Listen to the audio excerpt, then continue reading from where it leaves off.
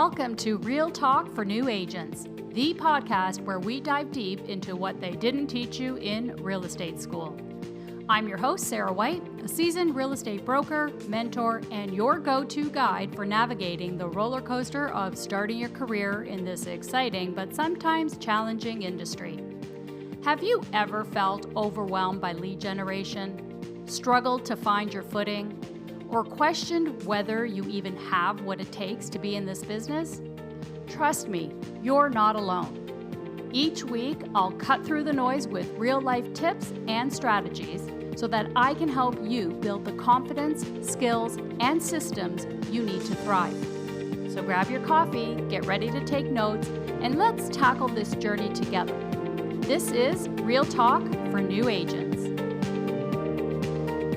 Welcome back to Real Talk for New Agents. I'm your host, Sarah White, and today we're going to take the next big step in your real estate journey. But first, let's recap what we've covered so far. So you've got your license, you've built a database full of people you know, and you've connected with them to let them know you're now working in real estate. You've even started engaging with them through thoughtful strategies like we discussed in episode 2. Now, if you haven't listened to that episode yet, hit pause and go check it out. You'll want to have those foundational pieces in place before diving into today's topic. All right, so what's next? Today we're talking about building your presence and generating leads outside your immediate circle. The one thing they don't tell you when you get your real estate license is that you're not in the sales business, but rather in the lead generation business. I know this is hard to digest, but it's true. Without any leads, you have nothing to buy or sell. So you need to expand your reach, make your name known in your local market, and draw in new leads every single day to be successful. If you want some great ideas on how to do this, then today's episode is for you. Grab your notebook because I got some great actionable tips that will help you take your business to the next level. Let's get started. Why building a presence matters. Before we dive into the how-to, let's take a moment to talk about why building a presence outside your immediate sphere is so important. Here's the thing, your database is a fantastic starting point, and for many agents, their first few deals will come from people they already know. But then what? If you're serious about building a sustainable real estate business, you need to expand beyond that. Once you get through your first outreach with your sphere, it's important to keep going with that group. You got to engage with them regularly. But at this point, you've already identified whether or not they're ready to buy or sell. But now, even though they're not ready to buy or sell at this moment, we want to keep engaging. Think of your database as your foundation. It's stable, it's reliable, but it's only going to take you so far in the beginning of your business. If you've got some business on your first outreach, great. Congratulations. That's a wonderful start. But now we've got to concentrate on keeping that pipeline full. So you always want to have business coming your way. I can't stress this enough. You have to keep adding to your CRM regularly if you want a sustainable business. So that is why building your presence in the local market is so important. You're not just waiting for referrals. You're actively positioning yourself as the go-to agent for anyone looking to buy or sell. I like to use the analogy, it's like a garden. When you plant seeds now, they don't grow the next day. They grow in the future. They're going to bloom down the road. So how do you do that? Let me share a few strategies with you. But first, I want to talk about creating a strong online presence.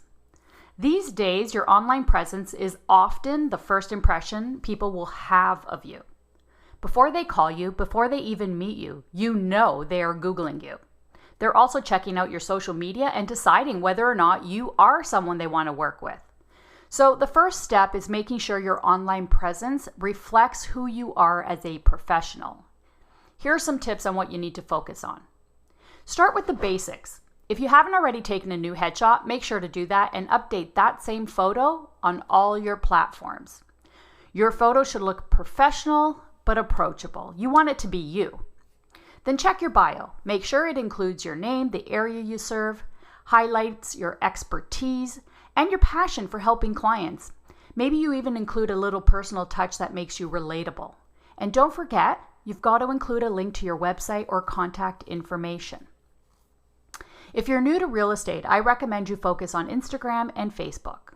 Why? Because that's where your potential clients are likely to be. So what you want to do on Instagram is post content like market updates, but don't just do the regular, here's a flyer, that's what's happening in our market. I want you to explain in layman's terms what the updates mean, what those numbers represent. You can also post tips for buyers and sellers, but make it things you know are their pain points. You've got to do some research when you're posting. You want to be intentional. And then maybe include some behind the scenes glimpses into your day as a real estate agent. On Facebook, you can share similar content, but make sure you also join local community groups where you can engage with people and showcase your expertise. If you want to connect with other businesses in your market, then I would suggest you go onto LinkedIn as well. It is the platform for building connections with other professionals, but be warned that it may also lead to a lot of salespeople trying to sell you stuff. Now let's talk about video content. This one might feel intimidating at first, but trust me, it's worth it. You can just start small, record a short video introducing yourself and post it to your social media. Then maybe try creating simple, informative videos like neighborhood tours or a quick tip for first-time buyers. Maybe even visit some of your favorite shops and restaurants and share what you love about them. Video content builds trust and helps people feel like they already know you before they even meet you. I think you should go big with this strategy to get yourself known quickly, but you've got to create a well thought out strategy and commit to it. Now let's talk about website basics. If you don't have a website yet, start with the one that's offered by your brokerage. Pick a domain name and register it and connect it to your site. You don't need anything fancy, but just make sure you set one up.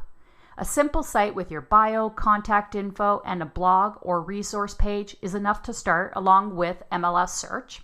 The goal is to have a professional online home that potential clients can visit to learn more about you and search for listings and find some valuable resources. Remember, it's easy to forward your domain to any other site should you choose to move to a different company in the future. Also, once you become really busy, you may want to invest in your own custom website that you control. But for now, I want you to keep it simple so you can just get an online presence.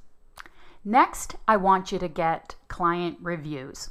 Now, if you've already worked with a few clients, even if they're friends or family, ask them for a review. Reviews are like gold in this industry. Post these testimonials on your website and post it to your social media accounts. If you haven't closed any deals, you can still get recommendations from colleagues, past coworkers, and you can even ask your past manager to write a character reference for you about your work ethic, professionalism, or customer service skills. Just get some reviews up. Next, I want you to share success stories. Even if you're new, you can share stories from colleagues or mentors in your brokerage. Please get permission before you do this. Highlighting examples of challenges solved and successful outcomes, this helps establish credibility and showcases your problem-solving skills. Think outside the box with this one. You could have an excellent open house. Talk about that. How many people showed up?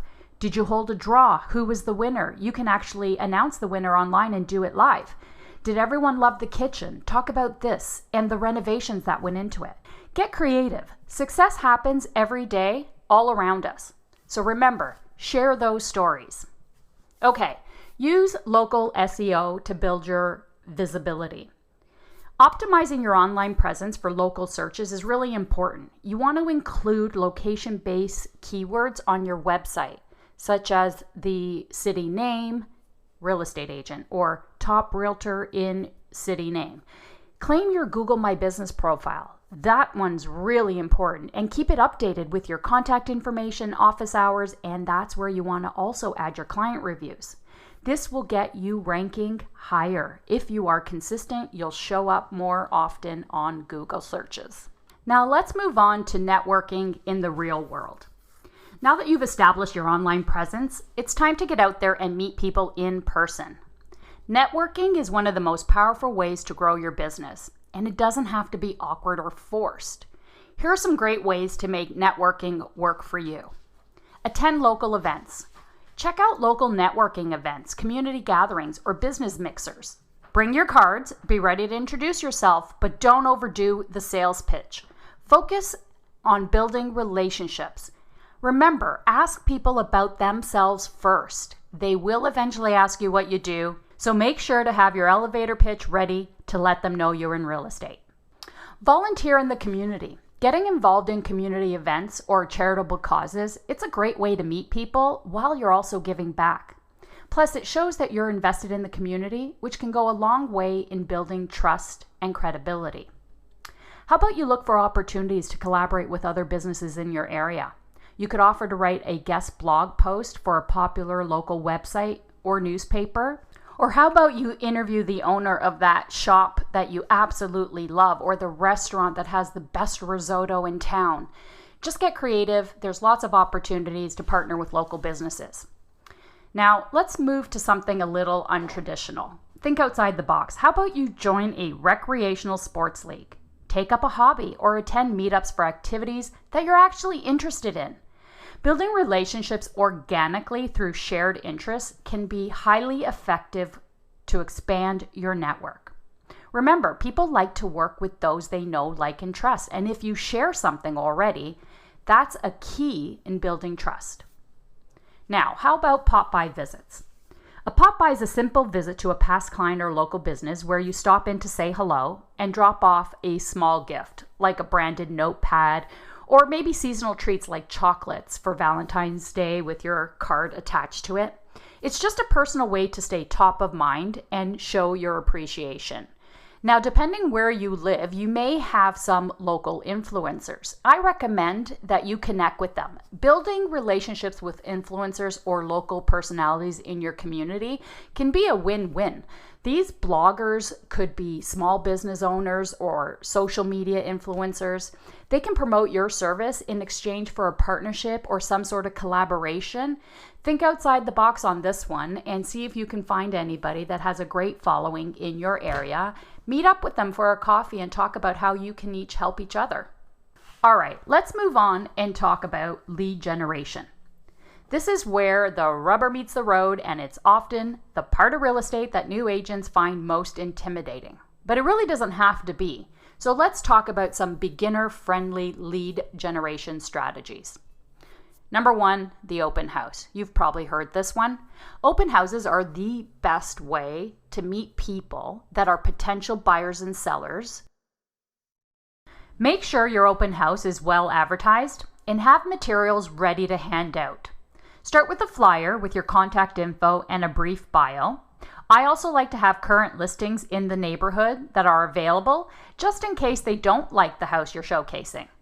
Make sure that you also know the stats of sales in the neighborhood so you can demonstrate your knowledge in that market as well. Be approachable. Ask visitors if they've been searching long. That can indicate if they have a real estate agent they are working with as well. To stand out, consider offering a small giveaway, like a gift card to a local coffee shop or a bottle of wine for attendees who sign in. This trick helps you get the correct information on those people attending, and it makes follow-up easy after the event. I will dive deeper into open houses on a future episode, but for now, make sure, if you're new to the real estate industry, that every weekend, both Saturday and Sunday, you're hosting open houses for your listing or your colleagues' listings. Next, how about farming a neighborhood? This means picking a neighborhood that you want to specialize in and start farming it, planting those seeds. It would be great to choose a neighborhood you live in where people already know you, and you can start by sending out monthly mailers. You can host a community event, or even the dreaded door knocking. The goal is to establish yourself as the local expert. But make sure you're providing them with something of value, like a market report specific to that neighborhood. Do this consistently, maybe every quarter. Now here's some low-hanging fruit. For sale by owners. We also refer to them as FSBOs. They can be a goldmine for new agents. These homeowners have told us they want to sell their house. You want to approach them with a clear value proposition to show them how you can help them achieve their goals and bring them more money than they could get on their own, and not having to do all the work. There was a time when many of these signs could be found all around town.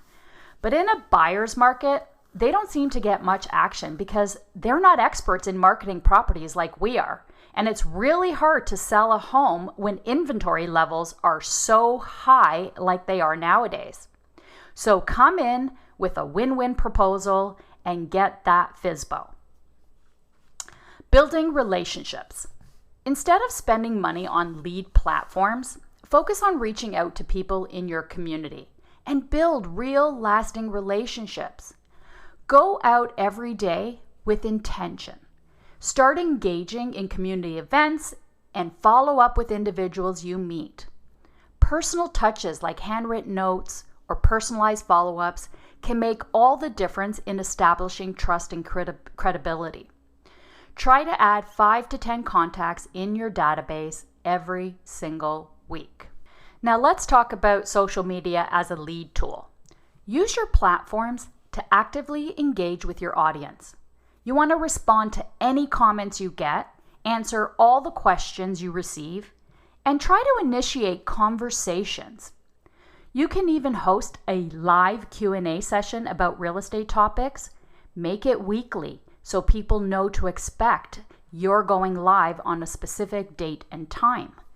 Building this kind of interaction can turn casual followers into warm leads. But remember, you have to show up when you say you're going to show up and be online posting every single day. I like to batch create content so it's working even when you're not. Create community value. Start a neighborhood Facebook group to keep your residents informed about local events, market updates, or new business in the area. This positions you as an engaged local expert and can give you a reason to go knocking on doors. I would suggest you create your own event with this group, like maybe an ice cream social in the summertime where you hire an ice cream truck to come to your neighborhood and you offer everyone an ice cream. This is another way to get people to come to you and makes engaging with your community a fun and pleasurable event. Now I want to move on to setting goals and tracking results. This last step for today is all about accountability. If you're not setting goals and tracking your results, it's easy to get off track or feel like you're actually not making any progress. Here's how to stay focused. Set weekly and monthly goals.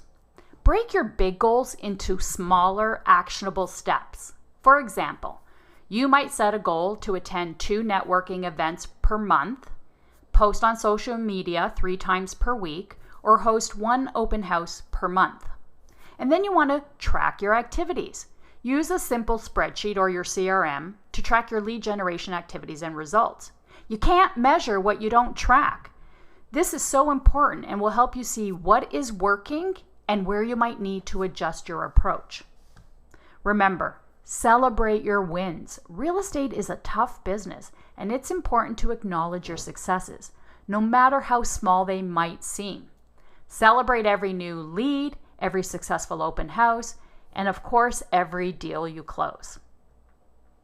Accountability partner. This one is going to change your business forever. Find a fellow agent or mentor who can hold you accountable to your goals.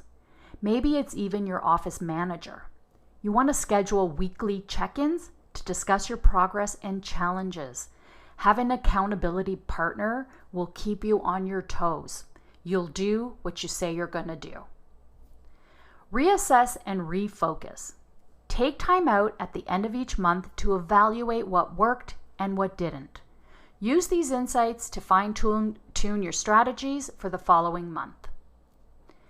Incorporate feedback. I want you to actively seek feedback from clients, colleagues, mentors, your manager about your strategies and your interaction. Constructive feedback helps you improve and refine your approach. I know this one can be hard, but it's only going to make you better. Okay, that's a wrap for episode 3. Today we covered building your presence, networking, generating leads, and staying accountable. Remember, success doesn't happen overnight, but with consistent effort and the right strategies, you're going to get there. If you found today's episode helpful, please subscribe, leave a review, and share it with a fellow new agent who could also use some encouragement. Thanks everyone for tuning in and listening to today's podcast. I hope you're walking away with insights you can put into action right now. Remember, every top agent started where you are now, so keep pushing, stay consistent, and know that the work you're doing today is building your success tomorrow. Until next time, keep it real and keep chasing your goals with grit and determination. Be sure to subscribe so you never miss an episode, and if you want to connect with me, check out sarahwhite.ca or find me on socials at sarahwhitebroker. Thanks again for tuning in, and we'll see you next time.